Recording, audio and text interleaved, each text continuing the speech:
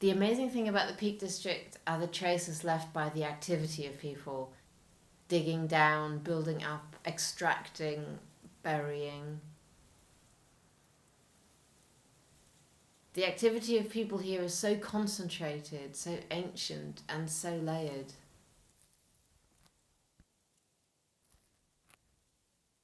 A working quarry is next to a disused one that's been totally reclaimed by nature, and they leave an incredible scar in the landscape.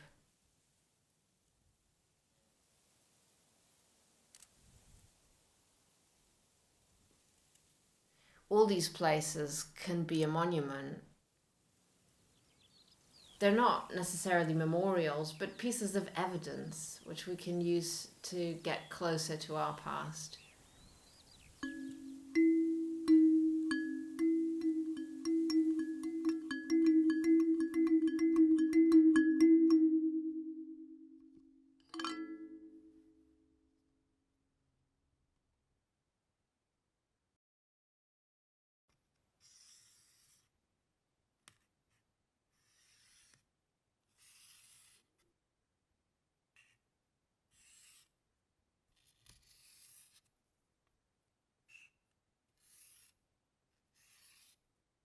My name is Liane Lang, and I'm this year's artist in residence at the Wirksworth Festival.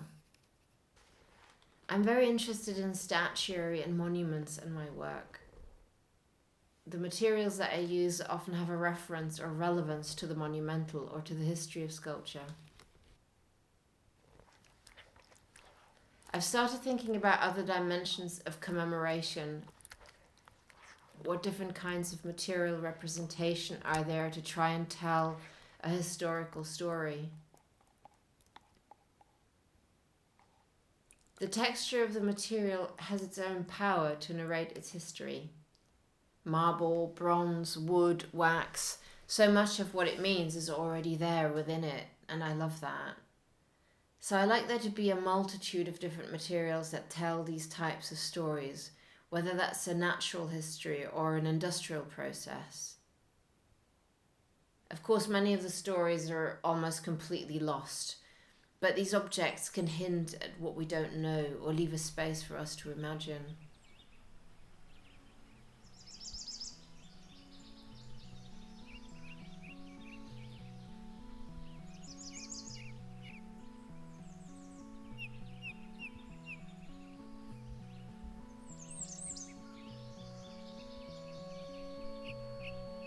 The story around the 9 ladies stone circle is that there were 9 ladies dancing on the Sabbath,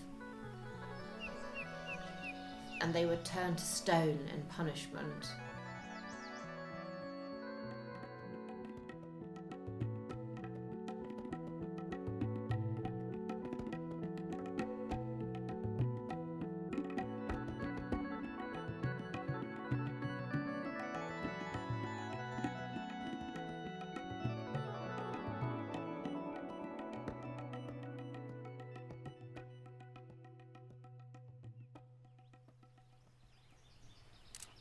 That's presumably a medieval story and has nothing at all to do with the Neolithic origins of the stone circle. So we have actually no idea what the 9 ladies were really for. I think of them as similar to headstones, keeping loved ones close and remembered. But that's just my own projection. Absence of knowledge is something that runs throughout human history. There's this huge gap into which we can explore and imagine. That sense of exploration is what drives me in my work. When I'm making cement pours, I think about lava flows and strata of geologic time, as if I'm really making marble. Maybe art is good for that. I hope it's good for that, for imagination and ritual magic. I love these stripes at the sides. That's sort of exactly what I was hoping for.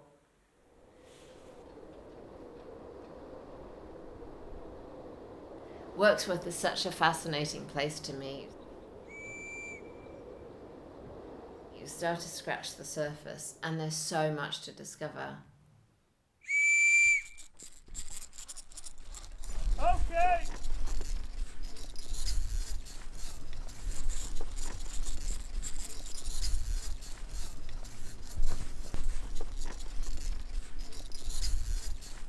I really loved Terry's lead mine in his back garden, which he beautifully preserved and presented.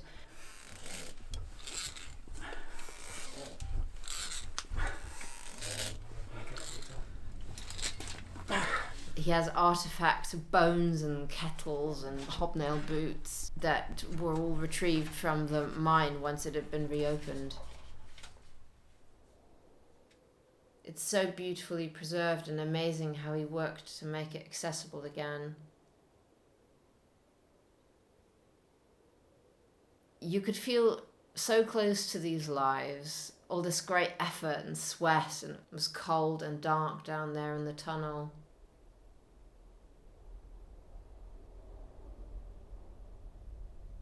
All that lead that is probably still somewhere down there, somewhere below us in various bits of rock. Bits that they've missed.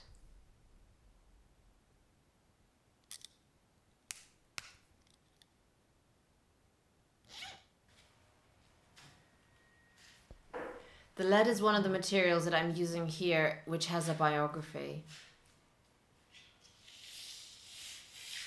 I've got these two wonderful rolls from the roof of St Mary's Church in Wirksworth, which has been standing in the middle of dust and noise of quarrying and mining for centuries. I'm very excited to have that material to work with. That's so not what I was expecting it to look like. Lead is a sort of magical material, indestructible and pliable, hard and soft, almost fluid in your hands, poisonous. You can manipulate it, you can change its shape, you can roll it, fold it, crease it, and always smooth it back out again. There is something about those properties that relate it to thinking about time and memory.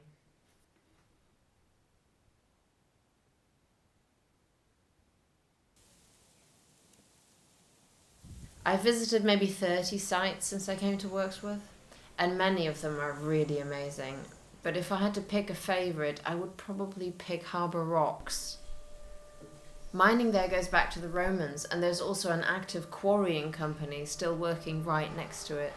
So when you're in this beautiful place with hovering kestrels, you have this massive industrial noise going on.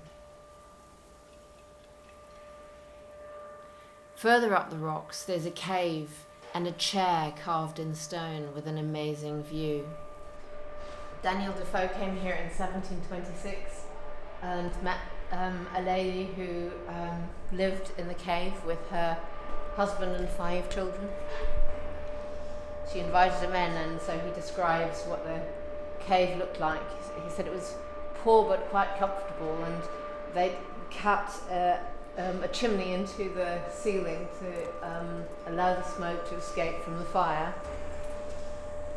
To him it was really quite strange that people would live in a cave, just as I suppose it is to us quite incredible to imagine living in here.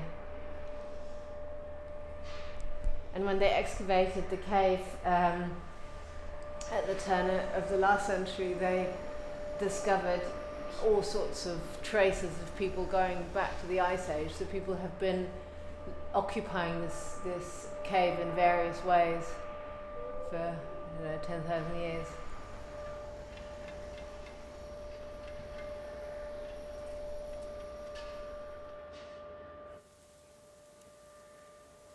The scars and the remnants and the ruins of things. It's surprising how many things are still there when you go looking for them. Each thing individually has its own story, but when you put them side by side, they tell a story of continuous effort and aspiration. And we are still here, still digging and building,